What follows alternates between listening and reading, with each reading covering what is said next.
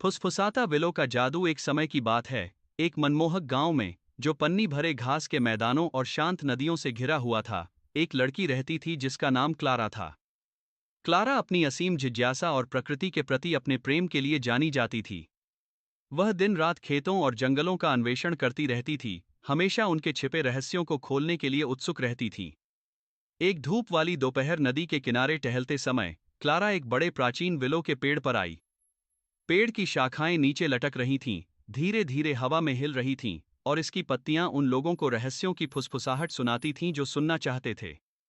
जिज्ञासु होकर क्लारा पेड़ के पास आई और एक नरम, लयबद्ध आवाज ने उसका नाम पुकारते हुए सुना।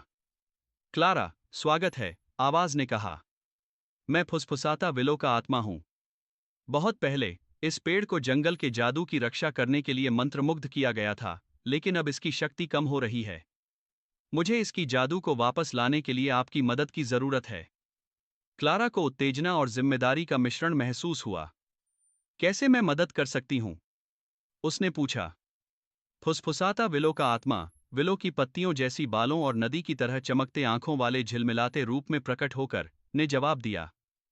पेड़ के जादू को वापस लाने के लिए आपको 3 कार्य पूरे करने होंगे जो आपके साहस, सहानुभूति और बुद्धिमत्ता की परीक्षा लेंगे। दृढ़ संकल्प के साथ क्लारा ने कार्यों को निभाने के लिए सहमति जताई।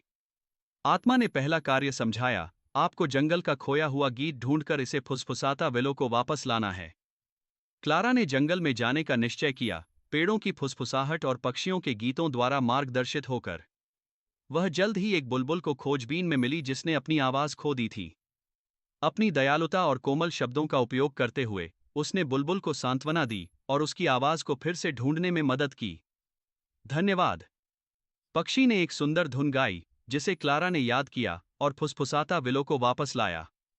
आपने पहला कार्य पूरा कर लिया है, आत्मा ने कहा, उसकी आवाज में गर्मी भरी हुई थी। आपके दूसरे कार्य के लिए आपको नदी के दिल को ठीक करना है।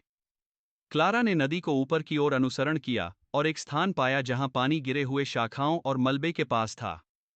उसने सावधानी से अवरोध को साफ किया, जिससे पानी फिर से स्वतंत्र रूप से बह सके। जैसे ही नदी ने सुचारू रूप से बहना शुरू किया, आसपास के पौधे और जानवर आनंदित हो उठे और नदी नई जीवन के साथ चमकने लगी। आपने दूसरा कार्य पूरा कर लिया है, आत्मा ने कहा, उसकी आंखें अनुमोदन के साथ चमक रही थीं। आपके अंतिम कार्य के लिए आपको एकता के बीज को रोपकर जंगल के जीवों को एकीकृत करना है। क्लारा ने आत्मा से एकता का बीज लिया और जंगल के दिल में एक सुंदर खुला स्थान पाया। उसने बीज बोया और उसे पुनर्स्थापित नदी के पानी से सींचा। बीज ने जल्दी से एक शानदार पेड़ के रूप में अंकुरित हो गया, जिसकी शाखाएं आश्रय प्रदान करती थीं और फल सभी जंगल के जीवों को पोषण देते थे। जंगल के जीव पेड़ के चारों ओर इकट्ठा हुए, अपनी नई मिली एकता और सामंजस्य का जश्न मनाते हुए। फुसफुसाता विलो का आत्मा एक बार फिर प्रकट हुआ, उसका चेहरा गर्व से चमक रहा था। क्लारा, आपने अपने साहस, सहानुभूति और बुद्धिमत्ता के साथ फुसफुसाता विलो का जादू वापस लाया है। आपके धन्यवाद से जंगल फिर से जादू और सामंजस्य से भर गया है।